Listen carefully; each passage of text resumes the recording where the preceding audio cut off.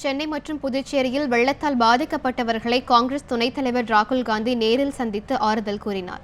டெல்லியில் இருந்து விமானம் மூலம் புதுச்சேரி வந்த அவர் காரில் சென்று புதுவையின் வெள்ளம் பாதித்த பல்வேறு பகுதிகளை நேரில் பார்வையிட்டார். பின்னர் ரேடியோ மில், ரயில்வே கேட் பகுதியில் வெள்ளத்தால் பாதிக்கப்பட்ட மக்களுக்கு நிவாரணப் பொருட்களை வழங்கி ஆறுதல் கூறினார். அப்போது முன்னாள் மத்திய அமைச்சர் நாராயணசாமி உள்ளிட்டோர் உடனிருந்தனர். பின்னர் செய்தியாளர்களிடம் பேசிய ராகுல் காந்தி வெள்ள நிவாரணம் வழங்குவதை அரசியலாக்க தாம் விரும்பவில்லை என்று கூறினார்.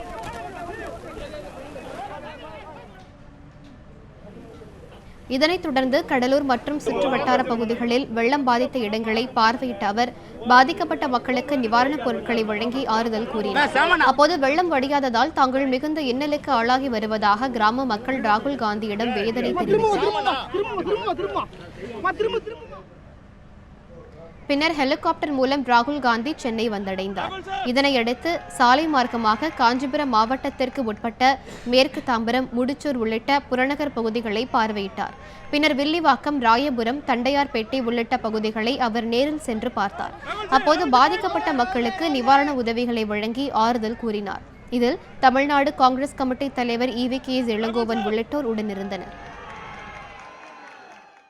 I would like to thank the Congress workers and the large numbers of NGOs that are working here that have done a very good job.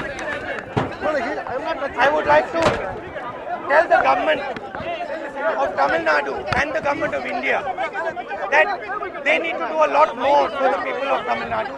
They need to be much more responsive. The people of Tamil Nadu, the people of Chennai are suffering, and the state government and the national government needs to respond to this and take action as fast as possible.